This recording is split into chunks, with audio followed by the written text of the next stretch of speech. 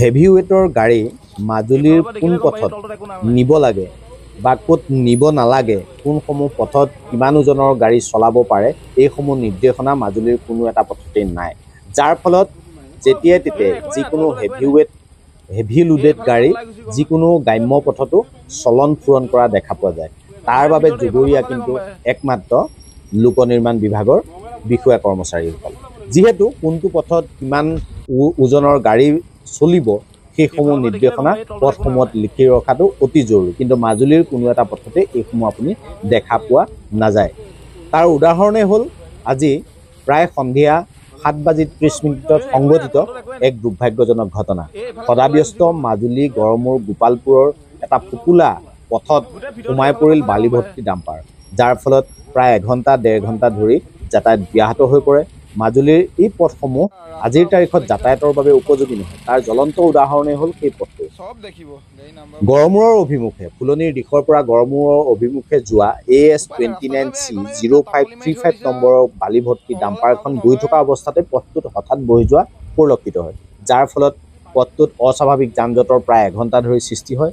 কোনো কাৰণ নোহোৱাকৈ এই পথটো এটা কাষ বহি যোৱাৰ ফলত ডাম্পাৰখন আবদ্ধ হৈ পৰে। স্থানীয় লোকে জানিবলৈ দিয়া মতে ডাম্পাৰখনত হয়তো অধিক পৰিমাণৰ বালি লোড কৰি অনা হৈছিল। ইয়াৰ পাছতো কোনো ভূমিকম্প আদি নোহোৱাকৈ প্ৰধান পথটো এইদৰে বহি যোৱাত স্থানীয় লোকে আশ্চৰ্য প্ৰকাশ কৰে। এই পথটোৰ অন্যতম প্ৰমাণ কোনো পথেই যে আজিৰ তাৰিখত উপযোগী নহয়, যাতায়াতৰ বাবে কিমান উপযোগী সেইসমূহ এই পথটোৱে প্ৰতিপন্ন কৰে। বিশেষকৈ এই পথসমূহত নিৰ্মাণৰ ম্যাদ উকলিছে নে নাই, পথটোৰ মেৰামতি কৰিব লগা হৈছে নেকি, এই সম্পৰ্কত কোনো তথ্য আজিৰ তাৰিখত হয়তো মাজুলী জিলা প্ৰশাসন বা মাজুলী লোক নিৰ্মাণ বিভাগৰ হাতত নাই।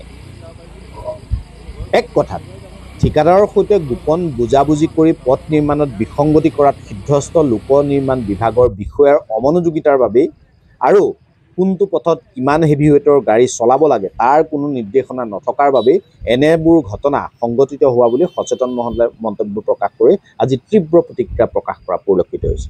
ইফালে দেখা পোৱা যায় যে যেতিয়া ট্ৰেফিক কণ্ট্ৰলৰ লোক উপস্থিত হৈ ডাম্পাৰখন সেই গাঁতৰ পৰা উঠাই নিয়ে, তাৰ পাছত সেই ডাম্পাৰত অনা বালিসমূহ সেই গাঁততেই পেলায়, সেই পথটোতেই পেলাই বালিসমূহ সমান কৰি পথটো সামান্যভাৱে যাতায়াতৰ উপযোগী কৰি তুলিবলৈ যিজন ডাম্পাৰৰ মালিক তেখেতে চেষ্টা চলোৱা পৰিলক্ষিত হয়। কিন্তু আজিৰ তাৰিখত ডাঙৰ প্ৰশ্ন, ক'ত শুই আছে মাজুলীৰ লোক নিৰ্মাণ বিভাগৰ পথ বিভাগ?